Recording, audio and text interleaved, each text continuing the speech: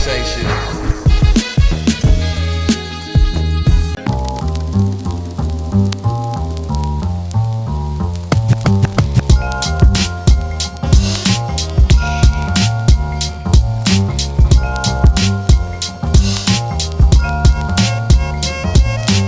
It's creating conversation.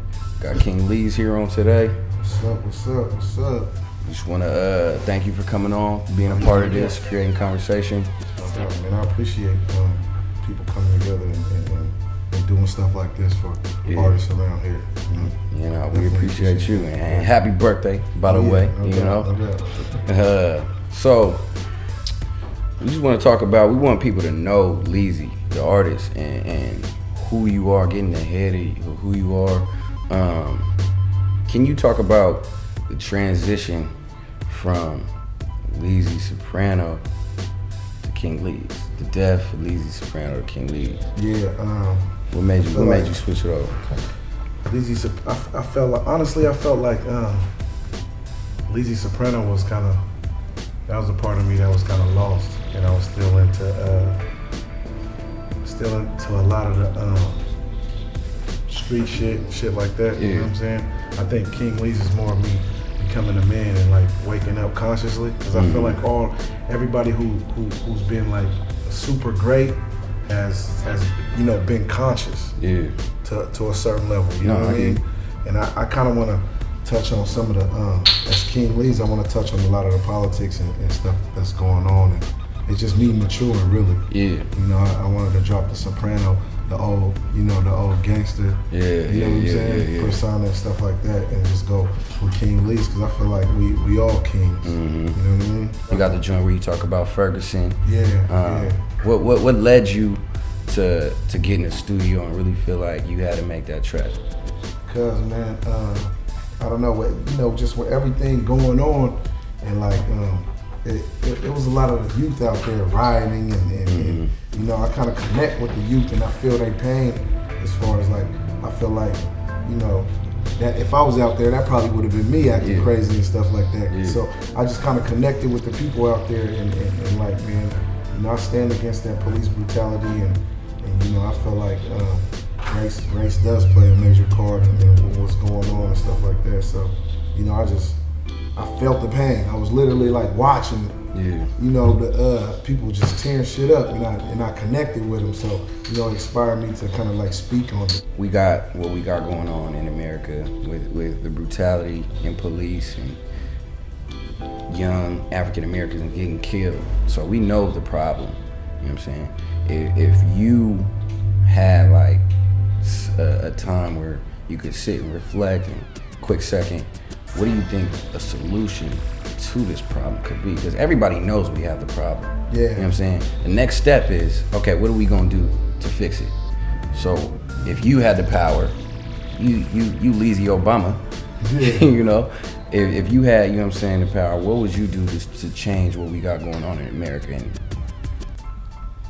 Man, that's a tough one. I'm Leezy You Leezy Obama, you know what I'm saying? You got power, so. Man, I think, man, it starts with just awareness, like waking each other up, you know, as a community, as a people. You know what I'm saying? I feel like it starts with us. You know what I'm saying? The black man first. Black people, us as a people, and like, you know, spreading awareness with each other and spreading self-knowledge within us. You know what I'm saying? Because, you know, a lot of us, you know, we lost, but you know, I've been listening to a lot of the great speakers. You know what I'm saying? I've been watching a lot of Farrakhan speeches and like old Malcolm X speeches and stuff like that. So I just feel soaking like, up wisdom. Soaking up wisdom. I feel like it starts with us, man. We gotta have self-knowledge and stuff like that. Do you have a mentor that you rely on when you go I talk to YG Preach a lot. He's actually my videographer. I see. I talk to him a lot. He's been on this whole wave. You know what I'm saying? What wave is that? As far as like self-knowledge and the black power and all that. You know, so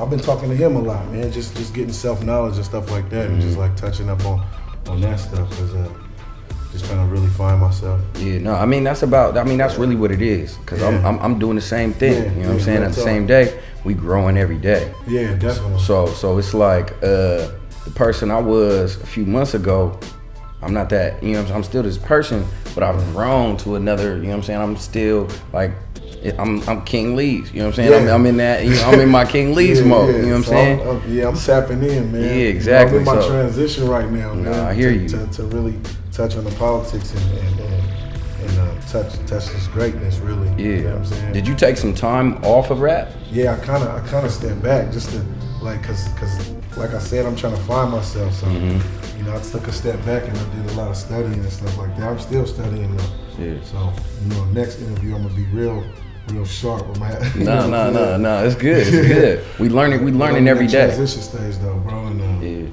yeah, man. I just want to have all the self knowledge possible.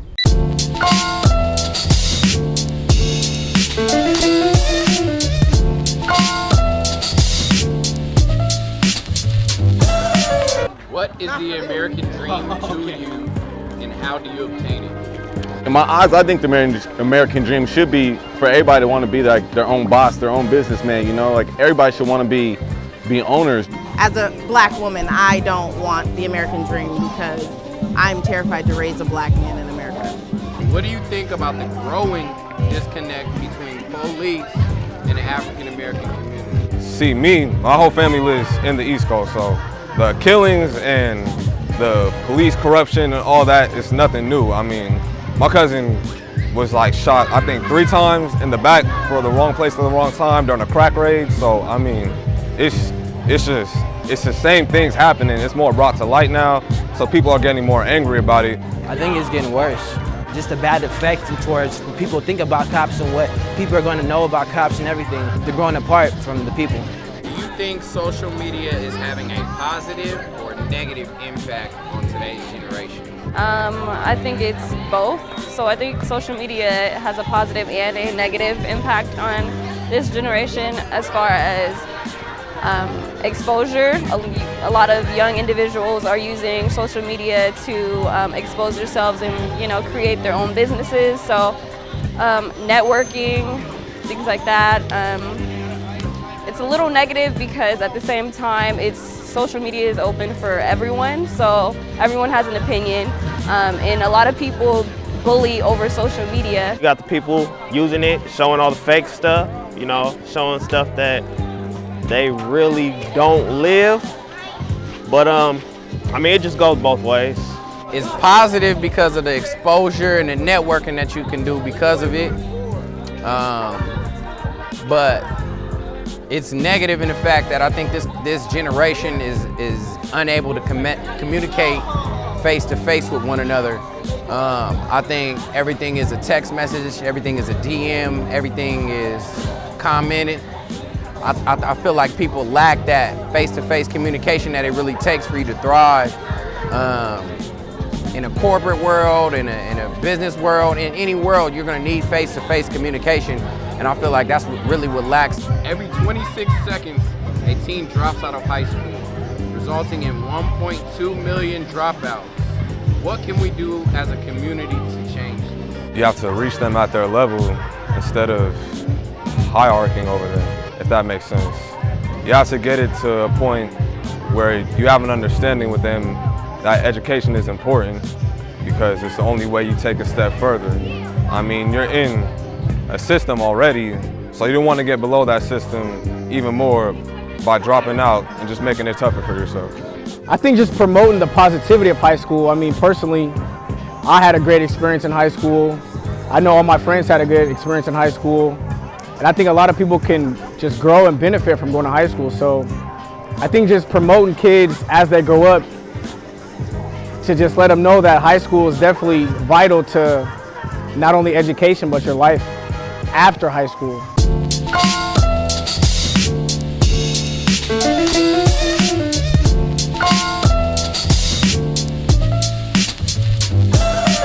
You've been killing features, though. Oh yeah, You've been killing features, though. Talk about. I want to hear about when you get on the track and you know there's going to be another artist on there that you respect, and that has the accolades like a Pusha T or Smoke Dizza, and you know you gotta come with it. How you take that? What do you go in the studio feeling like?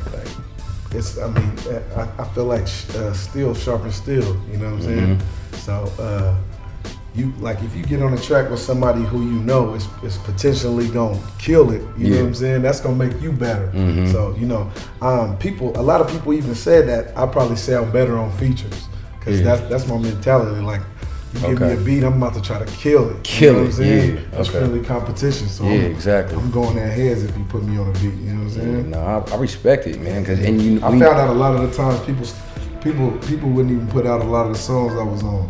You know what I'm saying? Because I was just killing songs. And this one cat kept it real. He's like, man, you do a feature like, he's like, if I do a feature with you, you did me like that, I wouldn't put that shit out. On some hater low key. What type of artist do you consider yourself? A West Coast artist? Is there a lot of West Coast in your music, you would say? Oh yeah, there's definitely a lot of West Coast influences, because you know, I'm tied in with, you know, the West Coast rap legends, you know what I'm saying? Like Corrupt, you know what I mean? Is the homie, Cocaine's the homie. Okay. You know, so you know, we've done multiple tracks and stuff like that. As far as West Coast greats, who you think really that helped pave the Leez? Definitely Corrupt. I was a huge Corrupt fan. Me too, man. For real, I knew all the lyrics, everything. When he did that New York, he smashed up the buildings. Yeah. I was sitting in front of the TV and I didn't even realize what was going on too much. Yeah. Now I get it. Like, you know what I'm saying? Them New York cats is hot. Yeah. I caught it later too. So you caught it when it was happening. I caught it after the fact, and I was like, oh, that's how he was doing it. You know what I'm saying? Exactly. Go back and listen to a lot of that. A lot of that stuff, like a lot of what Pop was saying and everything, man. It's crazy. Would you say you listen to more 90s hip hop, or you listen to more of what's going on right now? I listen to a little mixture. You know what I'm saying? And then I like different genres too. I like all types of music. I like trap music because I don't make it. You know what I'm saying? So I like it sometimes, that turn up music sometimes, but for the most part, I like, you know, that conscious hip hop. Could you ever see yourself or releasing a turn up track on on your album, or? Definitely. Okay. But you know, a lot of the music I you know, prefers like that conscious, that hip hop stuff. That speaks to you. Yeah, exactly. What's the first CD you ever spent your hard-earned money on? First CD, it might have been Doggy Style. Or actually Ghetto Boys. Bushwick Bill. But I didn't, you know, like, cause I don't think I bought that though. My brother always had the music. You know what I'm saying?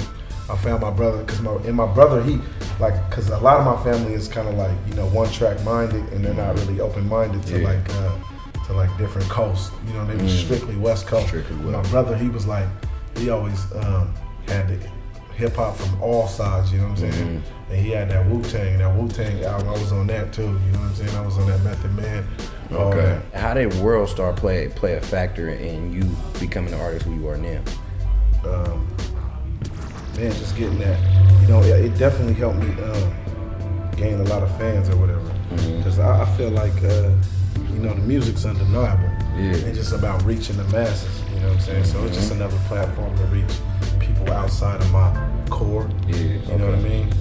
So World Star is definitely necessary. And then like my boy Young June, he's from Pittsburgh. He I know June. He from he played he was living out here too, but he's from Pittsburgh. He scraped up his last and put a video on World Star. The next day he got a call from Master P. You know what I'm saying? Master P like, come out here, fly out here. You know what I'm saying? And then he been out there ever since. On No Limit Records, and you know, pretty much taking care of, like, you can sit back and just creating it. You know, Master P is still doing well, and you know what I'm saying? They just dropped something and put it on World Star too, so they doing good over there too. So World Star is definitely necessary. Definitely. You know, all, you know, a lot of the blogs that's popping. You know, like Two Dope Boys. Now Right, you know, man, a lot of them. Two Dope Boys definitely shows love too. Okay. They post a lot of my videos too, so shout out to them too, man. But That's what's up. And see, like your normal average consumer, there's people out there that don't know about those. So just to even, you know what I'm saying, bring those to light on this platform, you know what I'm saying, people can see your music on there. You need the blogs, man. Yeah. You know, because that's what, there's faithful bloggers who go onto these sites every day. Every single day. To see what new music's out, to see what's going on in hip hop and everything. So you working on the new project now? I pretty much got 2 projects done. I'm just trying to put them out strategically. Trying to put them out right. You know. Is it gonna be like some E40 double disc joints, or you? Nah, they're two separate. They're two separate. I got one's a joint album, and then one's a solo project, Supreme Being. That's definitely gonna be the next one. Supreme Being. Yeah. There's no expected drop date on Supreme Being. Nah. Okay. Like I was saying earlier, release dates are a thing of the past. Exactly. You know, ain't nobody got no release date no more. You know, people just drop shit. I mean, it's the new marketing way. You know what I'm saying? To really, I mean, if you have a following, it works perfect. Exactly. You know what I'm saying? So you gotta follow it. Build your platform up. And that's really what I'm trying to do before I really drop some solid, some solid music. Keep building that platform. How do you feel like being from Tacoma? Is the pros and the cons of it? Do you feel? Man, we gotta work hard.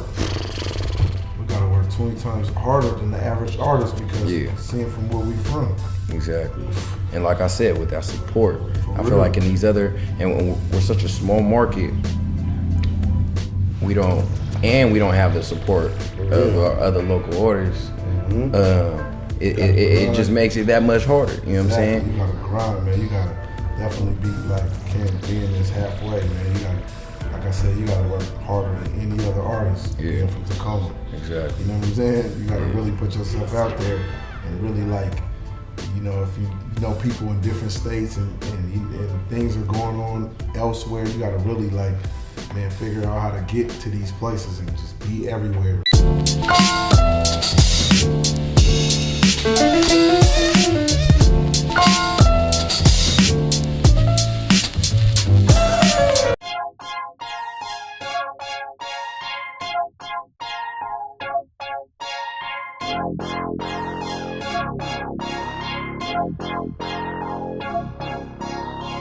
We're here at MSN today, creating conversation. Tell us about the idea, even the name. What does MSN mean?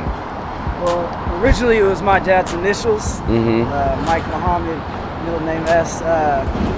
But when he came over, it was hard times. It was about 31 years ago. Okay. And 6th Ave wasn't what it is today. Yeah.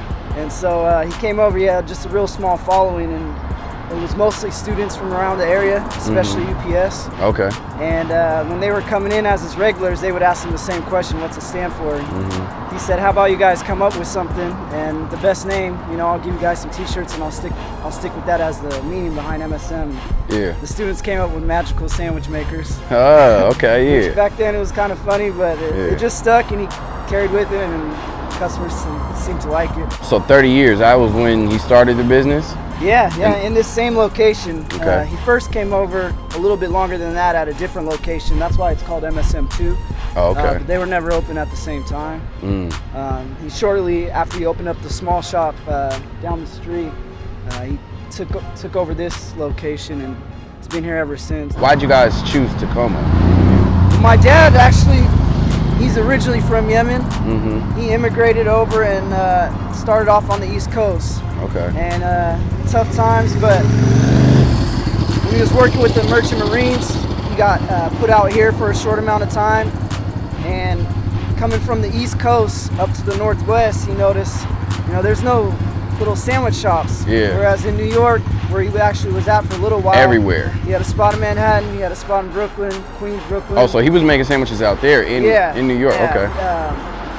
And once he joined the Merchant Marines to kind of move from those places, he came out here and saw there was nothing like that out here, and said, why not try it, And luckily, it took a little time, but over the years it caught on, and, It's all about the sandwiches, good quality, and then on top of that, you know, especially at the time, people have caught up now, but especially at the time when he started, it was the best beer selection too, where we have all that variety of beers. Yeah. So that's where the marriage of the convenience store with sandwich shop came into play in Tacoma. Who are you guys' main customers? Or you guys got a lot of people? Just Tacoma. We have a lot of dedicated followers. Most of our customers are in here multiple times a week at least. You know, it's not like we see a person once a month. You know, usually they're in here at least a couple times a week. Obviously the locals are great. Tacoma's what built us, and Tacoma's kept us strong. Tacoma's kept us going, and obviously now Tacoma growing as a city. Of course, we get all the tourists who are coming down to look at the art downtown, and when they're in town, you know, the internet's a big help. They're going to look up what's the best thing in Tacoma, and we're consistently up top with reviews and stuff. So we get a few tourists, but I mean, tried and true, it's been Tacoma. It gets such a name, you know. I'm getting a sandwich, man. So you were saying my dad's a regular here.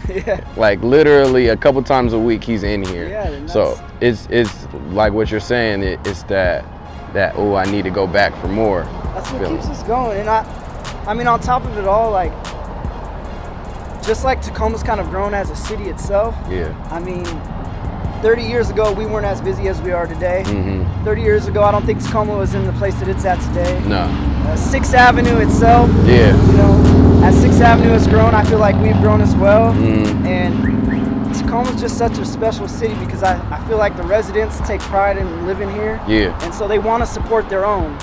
And Tacoma and MSM, like MSM is Tacoma's thing. It's not a huge franchise that saw Tacoma growing and wanted to supplant themselves.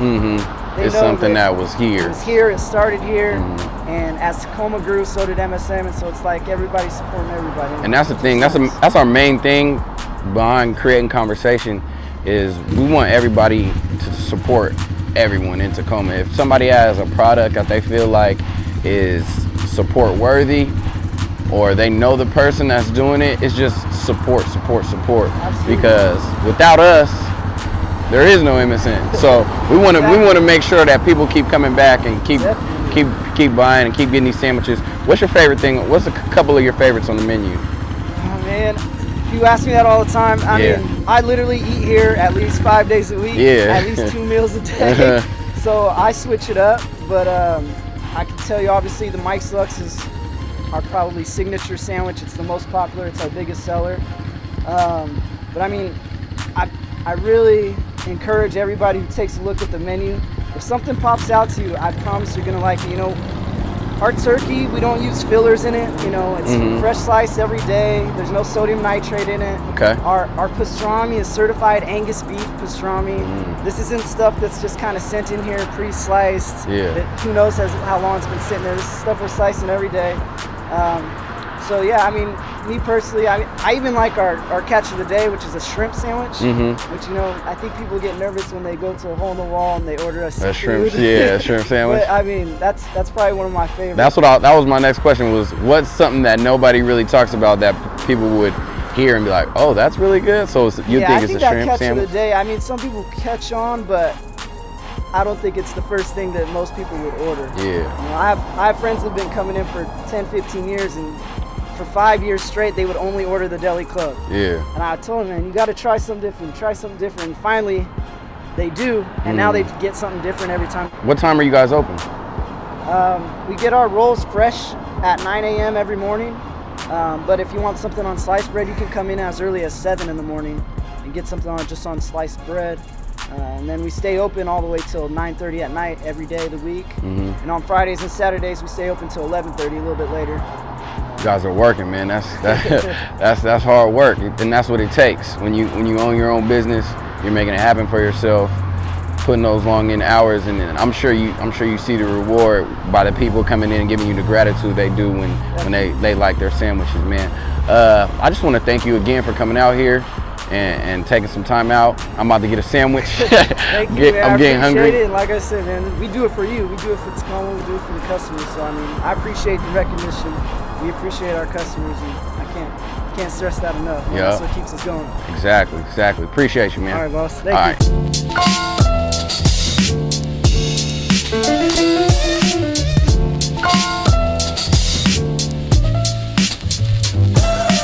what's the next step in rappers working with each other, producers working with each other? Is there anybody in Tacoma that you really respect their music and you're like, man, I can't wait to work with that person? Yeah, I'm about to work with L Rock next. Okay. You know what I'm saying? We have been talking about working in the past, so I definitely gotta knock that out. Me and Kelly Reed gotta do some more music.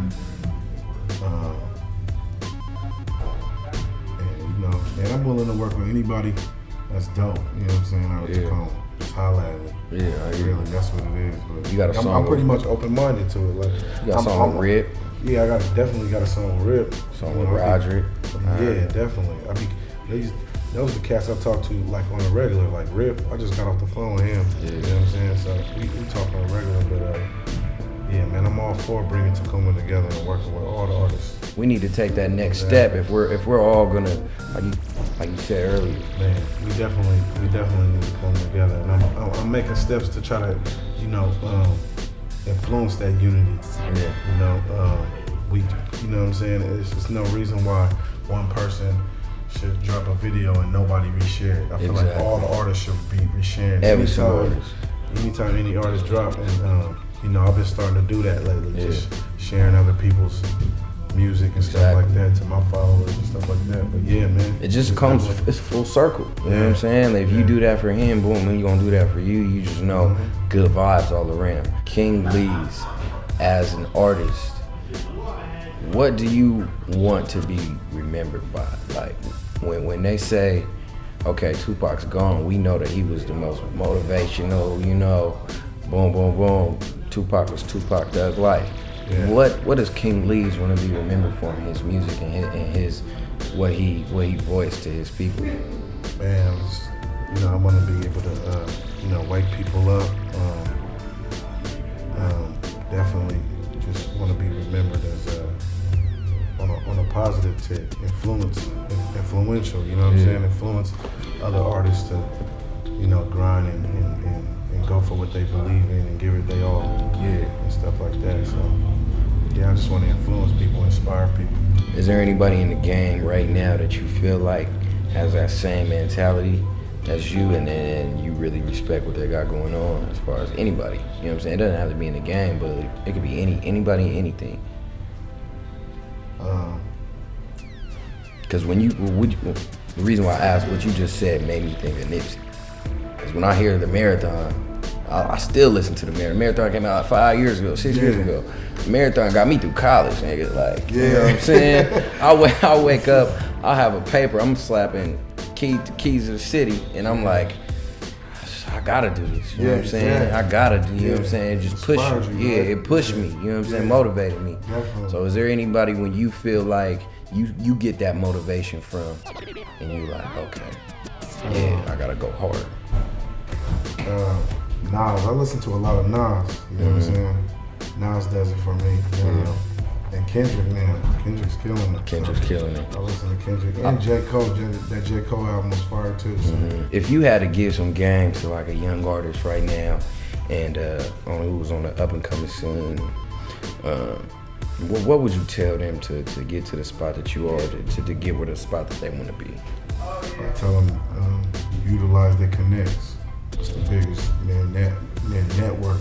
Yeah. That's the biggest thing, man. Just, you know, get to connect and make sure you keep in contact with people, because I think people management is like the hardest thing for people. You know what I'm saying? It's hard to keep up with people, especially for artists, because you guys are so gifted in an art way. Exactly. You know what I'm saying? So that it's hard to talk and connect with people sometimes. And it's an independent game, but if you can get somebody to kind of take that weight off you to where you can just focus on creating, you're in a good position too. But nowadays, artists have to play many faces. You know what I'm saying? It's all love here, and we want to thank you for coming on Creative Conversation. Any place where the people can reach you and your music, you can get that outlet right now. Log on to KingLeez.com. Follow me on Twitter, King Leez. King Leez on Instagram, King Leez on Facebook. It's a Tacoma thing, man. We out of here. Creative Conversation. I believe if you have a dream, if there's something you want to do, you have to start speaking it into existence. Yeah, definitely. Because you're going to believe in yourself before anyone else ever believes in you. I had to believe in myself. I had to believe in my speaking ability before anyone else ever would.